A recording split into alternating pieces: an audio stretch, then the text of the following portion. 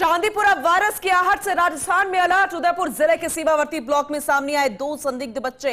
एक बच्चे की मौत हो चुकी है, दूसरे का गुजरात के हिम्मतनगर हॉस्पिटल में उपचार चल रहा है। बॉर्डर लगती हुई गुजरात की, और ऐसे में जो मामला सामने आया पहला वो चांदीपुरा से आया था और इसलिए इस वायरस का नाम चांदीपुरा पड़ गया। एक बच्चे की मौत, एक संदिग्ध बच्चा जिसके लक्षण सेम उस वायरस से मेल खाते हुए उसे गुजरात में अस्पताल में भर्ती करवाया गया। गुजरात से मिली सूचना पर राजस्थान का चिकित्सा विभाग पूरी तरीके से सक्रिय हो गया है।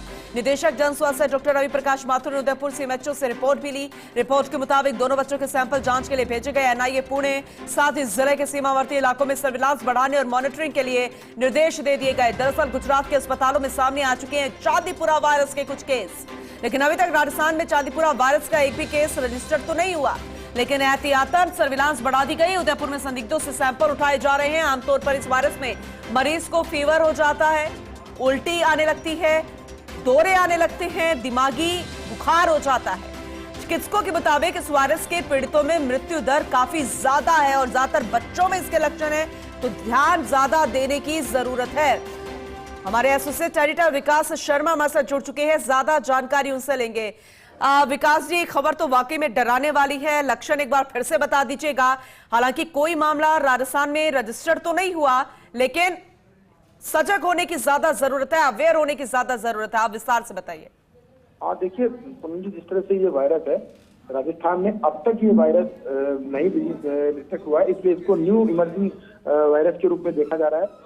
चांदीपुरा वायरस है, इसका जो अगर नेचर की बात करते हैं तो मरीज को बुखार आता है, उल्टी आता है और उसके साथ में उल्टी के बाद में उसके दौरे आने शुरू हो जाते हैं। जिस तरह से न्यूरो के मरीजों के अंदर जो फिट्स आते हैं वो फिट्स आने शुरू हो जाते हैं और इस फिट्स के चलते कई बार मरीजों की मौत भी होती है। ये जो वायरस है ये इसलिए चिंताजनक है क्योंकि इसमें मोर्टेलिटी रेट जो है वो काफी ज्यादा है। अगर कोई मरीज पीड़ित हो जाता है तो करीबन 20 से 25% मरीज ऐसे हैं जो कम से कम 3 से 4 दिन भी जिंदा नहीं रह पाते, तो इसलिए चिंता वाली बात है।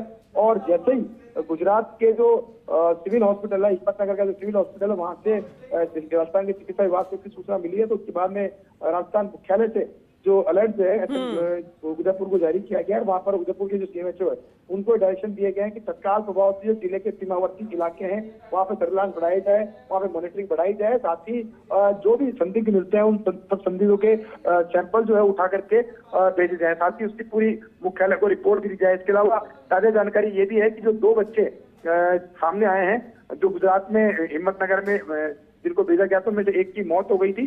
दूसरा मरीज है, जो दूसरा बच्चा है, उसकी हालत अभी ठीक बताई जा रही है। जो चिकित्सा विभाग की रिपोर्ट है उसके मुताबिक दूसरे बच्चे की तबीयत ठीक है, लेकिन चिंता वाली बात यही है कि ये जो वायरस है ये अभी तक राजस्थान में नहीं आया है, चांदीपुरा वायरस, और अगर ये वायरस आता है तो काफी हद तक लोगों में चिंता बढ़ेगी कि स्प्रेड बहुत ज्यादा होता है। ये एयर से इसका स्प्रेड होता है, साथ में और अलग अलग तरीके से इसका स्प्रेड होता है, तो इसलिए पूरा एहतियात बरतने के निर्देश जो है निदेशक जन स्वास्थ्य ने जो उदयपुर सीएमएचओ उसको दिए हैं। साथ में एक नई जानकारी ये भी है कि अभी तक जो दोनों बच्चे जिनकी एक की मृत्यु हुई है, एक को संदिग्ध हालत में हिम्मतनगर। ठीक है, बिल्कुल बिल्कुल सही कह रहे हैं आप। आगे भी आपसे जानकारी लेंगे। फिलहाल बहुत शुक्रिया आपका विकास जी।